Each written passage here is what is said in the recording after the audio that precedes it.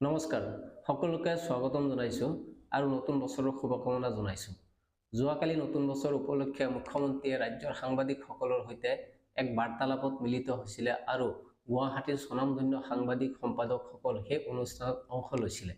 মুখ্যমন্ত্ৰীয়ে সাংবাদিকসকলৰ সৈতে আলোচনাৰ কালত যিবিলাক কথা পাতিলে আৰু কিছুমান যি নীতি শিক্ষা সাংবাদিকসকলক দিলে সেয়া শুনি আমি আচৰিত হৈছো।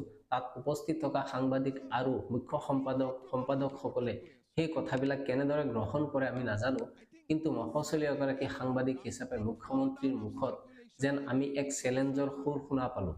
মুখ্যমন্ত্ৰীয়ে কৈছে যে 60-70ৰ দশকৰ সেই সময়ৰ যি কাৰাৰুদ্ধ সময়, সেই কাৰাগাৰৰ পৰা ওলাই আহক, অৰ্থাৎ এক বান্ধোনৰ মাজত যদি আপোনালোক আছে সেই বান্ধোনৰ পৰা ওলাই আহক আৰু সাংবাদিকতাত মুকলিভাৱে মনোনিৱেশ কৰক। এনেধৰণৰ এটা যেন চেলেঞ্জ মুখ্যমন্ত্ৰীয়ে দিব বিচাৰিছে।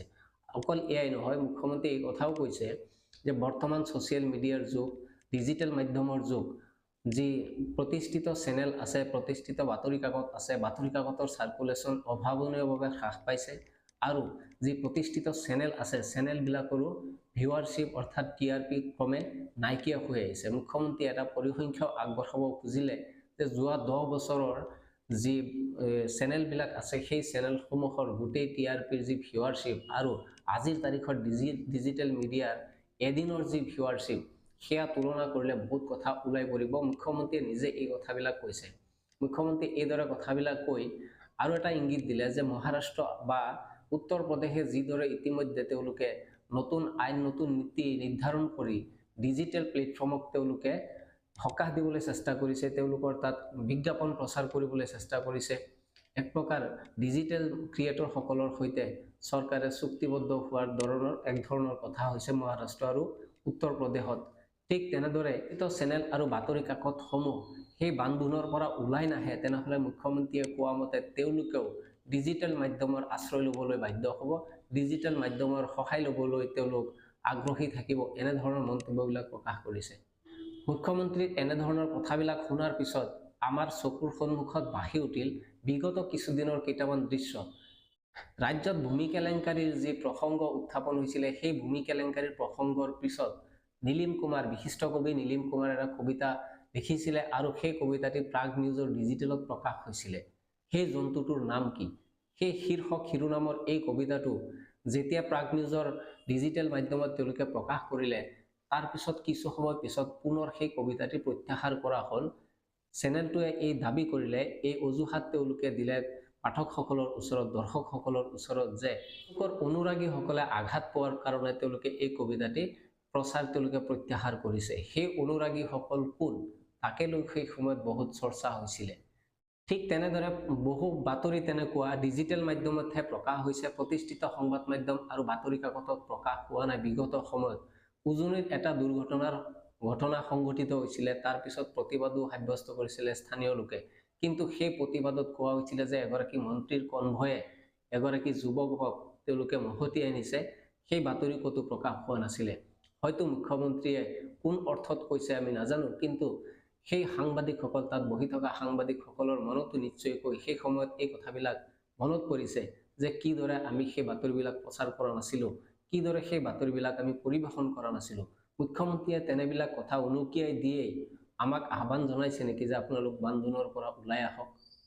আচলতে মুখ্যমন্ত্ৰীয়ে সাংবাদিকসকলক বান্ধোনৰ পৰা ওলাই আহি জনতাৰ স্বাৰ্থত বাতৰি পৰিৱেশন কৰিবলৈ কৈছে, নে মুখ্যমন্ত্ৰীক আগতকৈ বা পূৰ্বতকৈ অধিক হাৰত তেওঁলোকৰ প্ৰশংসা সেয়া কৰিবলৈ কৈছে, সেয়া আমি নুবুজিলোঁ। কিন্তু মুখ্যমন্ত্ৰীয়ে যোৱাকালি সাংবাদিকসকলৰ সৈতে হোৱা বাৰ্তালাপত কি ধৰণৰ কথা পাতিছিলে, আহক আমিও শুনো, আপোনালোকেও শুনক। আমি সেইটো মানসিকতাত গৈ আছো। I think Assam media, the drastic fall down of circulation is a very big concern for me. One of the Assamese Ohomia Batori Kakot, vernacular Batori Kak, it has starts the circulation of complete 1.5 lakh. Today that paper circulation has come down to 25,000. I don't want to name any newspaper, but it is a matter of concern for me, because print industry gives employment to thousands and thousands of people. Otherwise, we will be hijacked by social media.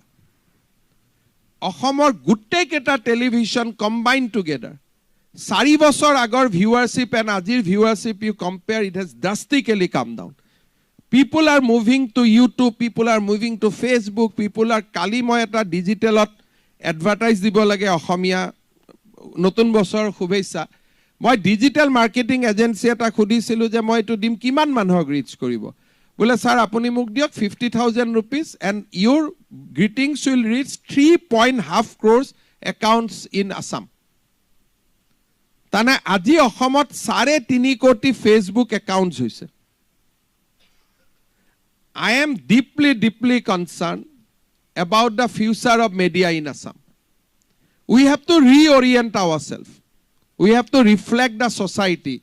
If in 1970s and 80s we have reflect that society, today we have to reflect today's society, today's aspirational society. We cannot keep on reflecting the societies of 70s and 80s in 2020s.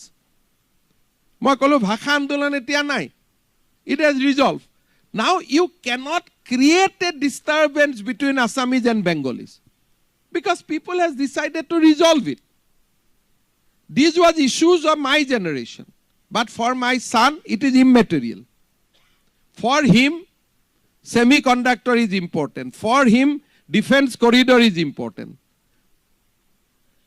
So I think you have asked me, that is why I have replied, otherwise my to reply need you later, but it is a time for us collectively to strive that print and television sustain in Assam. And when the industry flourishes, government goes after journalists. We will create housing, we will create facility, we will create everything. And when industry is not flourishing, then আমি তো তাত যোৱাৰো কথা নাই we will go to the other way, we will see who is the YouTuber influence. Today all the state governments collectively they are coming out scheme to incentivize YouTubers. Government of UP has come out with policy, government of Maharashtra has come out with the policy যে ইউটিউবাৰক আমি incentivise কৰিব লাগে 20,000ৰ ওপৰত হলে ইমান টকা 1 লাখৰ ওপৰত হলে ইমান টকা the advertisement is coming out from the print and television media to the social media. This is not a matter to be celebrated. Etu eta sintar bishoy. Moi bhabu je television and print media in Assam has to come out from the prism of the agitational mindset. It has to reflect the aspirational society which today my children, your children represents. আগতে অসমত সরকারি চাকরিত পয়সা দিয়াটো মামুলি কথা